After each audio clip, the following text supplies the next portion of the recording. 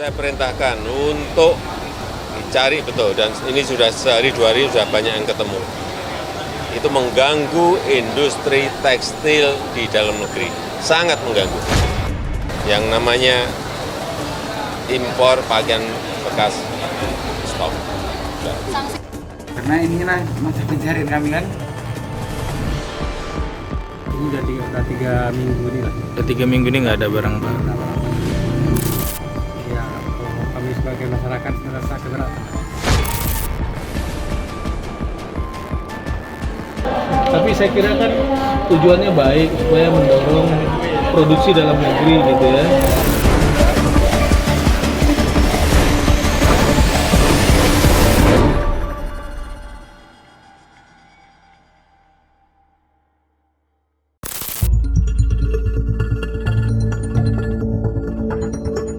Aktivitas impor pakaian bekas baru-baru ini menjadi perbincangan hangat di Indonesia. Pasalnya, kegiatan yang kini seolah menjadi tren itu ternyata bertentangan dengan peraturan perundang-undangan hingga langsung mendapat penindakan hukum. Negara melarang aktivitas impor tersebut dengan dalih mengganggu industri tekstil dalam negeri. Misalnya saja di Kepri, provinsi yang berbatasan langsung dengan sejumlah negara tetangga ini, bak pintu masuk terdekat yang bisa diakses dengan mudah untuk memasukkan barang-barang bekas. Baru-baru ini, Polda Kepri mengamankan 2 kontainer pakaian bekas dan menetapkan 2 orang tersangka dari temuan tersebut.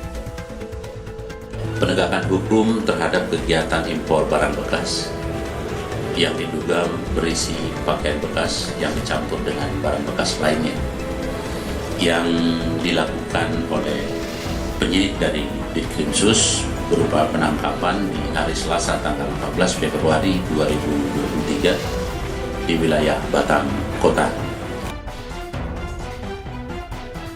Selain itu, aturan untuk mengimpor pakaian bekas tertuang dalam Permendak Nomor 18 Tahun 2021 tentang barang dilarang ekspor dan barang dilarang impor. Lalu bagaimanakah nasib para pedagang pakaian bekas yang kini telah terlanjur berjualan dan mempersiapkan stok barangnya? Revi, salah seorang pedagang pakaian bekas, mengeluhkan kebijakan tersebut. Pasalnya, jual beli pakaian bekas banyak diminati masyarakat dan telah menjadi mata pencarian utama dirinya selama bertahun-tahun. Terlebih, ia pun telah menghabiskan uang dengan nominal yang tak sedikit untuk memodali usahanya.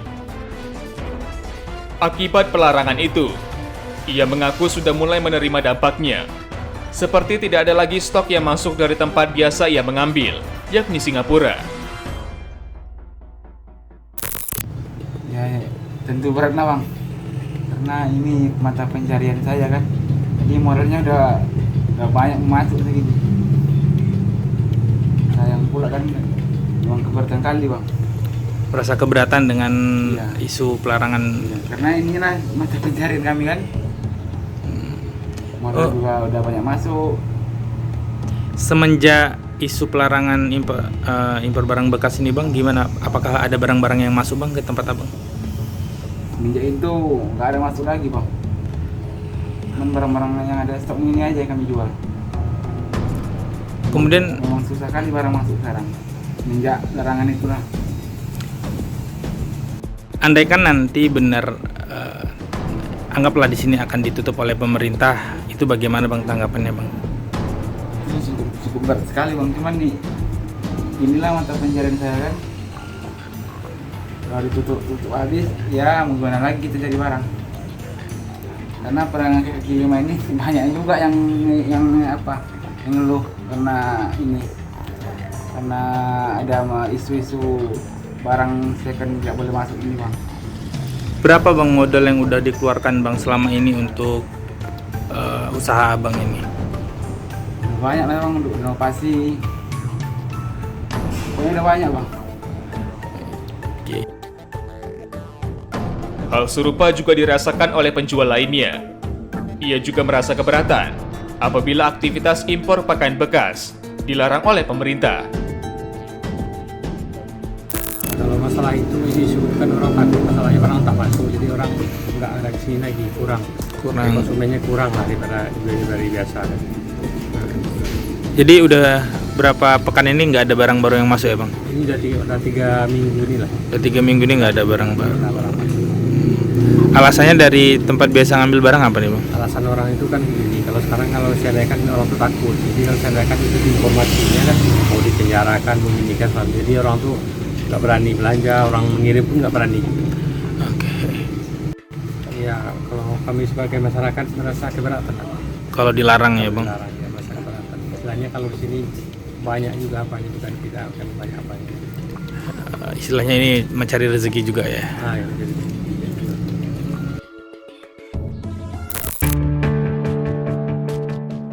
Seorang pengusaha konveksi asal Tanjung Pinang, Alverniatan mengatakan, kebijakan itu membawa pengaruh positif, meski saat ini banyak diperdebatkan. Misalnya saja, dampak untuk produsen dalam negeri adalah mengurangi kompetisi produk lokal dan luar negeri. Dari pandangan saya, salah satunya itu untuk memproteksi pasar dalam negeri dan produsen dalam negeri, satunya ya. Yang keduanya mungkin mencegah adanya goods dumping ya. Jadi dumping barang-barang bekas, barang-barang yang relatif nilai rendah itu dumping ke pasaran Indonesia. Nah, dan juga kita kan nggak tahu ini pengimporan barang bekas itu apakah benar-benar dijual. Ada juga seperti namanya sampah ya, sampah-sampah yang mungkin nggak ada nilainya. Kadang-kadang itu malahan pengimpor itu dibayar sama yang punya barang untuk mengambil barang itu. Ada yang terjadi juga seperti itu. Jadi sebenarnya barang itu diimpor di Indonesia sebagai sampah, nggak dijual juga ada. Ada kejadian seperti itu juga Pak Farid. Tapi mungkin dalam segi ini baju bekas mungkin kebanyakan sih tetap dijual. Tapi ya kita nggak tahu kan. Bisa aja kain-kain yang mungkin yang udah nggak ada nilainya disalah manfaatkan dengan baju bekas, di label dengan baju bekas diimpor ke Indonesia. Sementara itu, Wakil Ketua Kadin Kota Tanjung Pinang, Mulyaditan mengatakan, hadirnya kebijakan itu menimbulkan dilema bagi perekonomian. Satu sisi, berdampak pada perekonomian negara, khususnya pajak dan produk lokal. Sedangkan sisi lainnya, berdampak pada ekonomi kerakyatan. Ia menambahkan, perlu adanya inovasi untuk mengatasi hal yang dilematis itu. Misalnya menjalin kerjasama antara pelaku UMKM pakaian bekas dengan pabrik atau konveksi lokal untuk sama-sama saling menguntungkan. Pabrik-pabrik yang konveksi yang ada di Indonesia untuk bisa bekerja sama dengan UMKM. Saya dalam hal ini contohnya banyak sekali perusahaan-perusahaan di Indonesia itu yang ekspor, menerima pesan ekspor dikirim keluar. Nah, di dalam ekspor itu kan banyak misalnya yang QC-nya kurang memenuhi syarat, artinya tidak memenuhi syarat, itu kan bisa dijadikan harga yang murah untuk bisa diperdagangkan oleh para pelaku UMKM ini gitu loh. Oke, jadi produk-produk yang tidak lulus QC itu bisa diberikan kepada pedagang untuk menjual baju second ini gitu ya Pak ya? Betul, ya perlu ya pemerintah ini dong komunikasi dengan para pengusaha konveksi ini. Udah deh, lu jual modal aja deh atau jual sedikit lebih murah, bantu kita dong supaya ekonomi rakyat ini juga bisa terbantu gitu loh. Mulyadi menambahkan, industri lokal saat ini memang seharusnya mendapat dukungan penuh. Namun di balik itu semua, ada produk lebih diminati masyarakat karena harga yang lebih terjangkau dan kualitas cukup mumpuni, misalnya pakaian bekas. Konveksi pabrik-pabrik yang ada di sini kan harus kita dukung ya untuk cintain produk-produk lokal, banggakan produk lokal. Kedua, soal yang disampaikan kemarin oleh Pak Wapres mungkin tentang higienis ya. Tapi menurut saya sendiri juga ke higienis ini kan bisa kita pasti ada solusi juga bisa dilakuin, misalnya ketika barang-barang itu datang bisa diawasi lebih baik supaya ini benar-benar higienis. Terus kedua ya tadi produk lokal sebenarnya kita melihat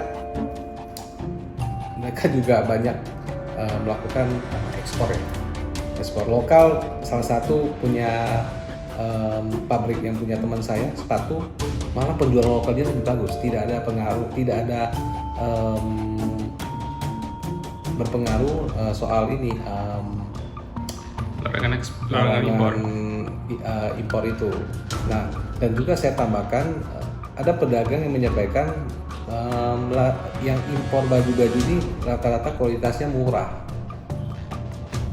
dan kualitas murah dan bagus gitu loh.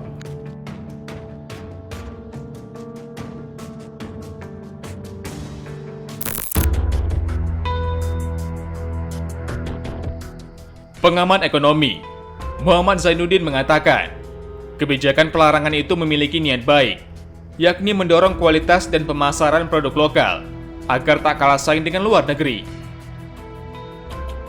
Namun masih banyak hal yang harus dipertimbangkan untuk penerapan kebijakan tersebut. Misalnya kepentingan konsumtif dan UMKM yang berkembang di masyarakat. Menurut saya harus ada relaksasi kebijakan dalam arti melihat bagaimana juga kepentingan masyarakat. Jangan sama. Kita kan ingin juga menumbuhkan kan iklim ekonomi terutama UMKM. Ya kan? Nah, memang harus kita akui beberapa produk tertentu itu mahal untuk bahan baku atau banyak dari lokal. Sehingga mau tidak mau mengambil bahan baku atau apa impor. Misalkan contoh beberapa kan misalkan industri kecil tertentu misalkan mengambil sampai dari Cina. Jangankan itu, kita saja ini di Batam juga ngambil dari Thailand, ngambil juga dari Malaysia, begitu ya. Nah, menurut saya harus harus ada kebijakan ya. Satu sisi memang penting ya untuk penguatan produk lokal kita agar bersaing. Tapi sisi lain kita juga harus melihat bagaimana kemampuan pelaku ekonomi kita, terutama ekonomi kecil, menengah dan ke bawah. Selain itu, perlu adanya kajian mendalam bila kebijakan itu diterapkan secara menyeluruh, sembari meningkatkan kualitas produk lokal. Ya harus ada dialog menurut saya. Harus ada dialog. Aturannya seperti ini, kondisinya seperti ini. Yang dilakukan seperti ini. Nanti kan misalkan ada masa-masa peralihan ya. Artinya nggak mungkin juga dimatikan sama sekali. Katakanlah yang dia sudah punya stok di gudang itu yang mungkin berapa ininya kan juga tidak bisa juga. Artinya harus ada kesepakatan dulu seperti ini, gitu kan. Ya, kalau tidak pun nanti ya kucing-kucingan terjadi, ya kan. Artinya aturan itu di atas kertas, tapi mereka tetap melakukan. Kalau enggak mereka akan masuk ke perumahan-perumahan. Sekarang kan juga kreatif orang-orang itu kan, pakai mobil mungkin mereka masuk ke perumahan-perumahan. Jadi itu ya akhirnya mereka mengambil celah bagaimana supaya mereka jadi kan seperti itu ya. Atau mungkin kalau tidak ada petugas mereka ini, kalau ada ya mereka ini sembunyi. Atau kadang mungkin maaf penertibannya di waktu tertentu aja, habis itu dibiarin kayak gitu kan. Jadinya itu yang kita lihat setiap saat kan. Itu kalau nggak ada misalkan bagaimana mekanisme untuk ini semua gitu kan. Aturan itu dibuat tapi kalau nggak efektif ya untuk apa? Hanya untuk sesaat ditolak, tapi ternyata juga habis itu ya nggak bisa berjalan. Ya semuanya saya sampaikan, aturan dibuat itu kan kemaslahatan negara, pemerintah dan masyarakat.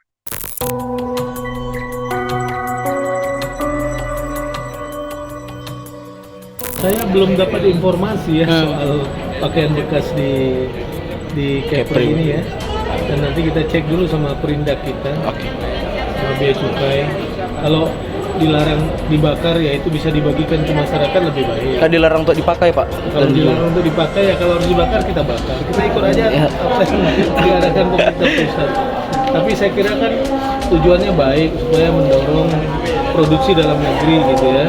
Kalau pemerintah mendorong industri-industri pakaian kita terus memproduksi pakaian-pakaian akan tetapi pakaian-pakaian bekas dengan harga yang jauh lebih murah masuk ke kita kan, saya kira kita nggak punya kebijakan memproteksi, sementara kita mendorong penggunaan produk dalam negeri. Maka ya kita dukunglah program pemerintah pusat.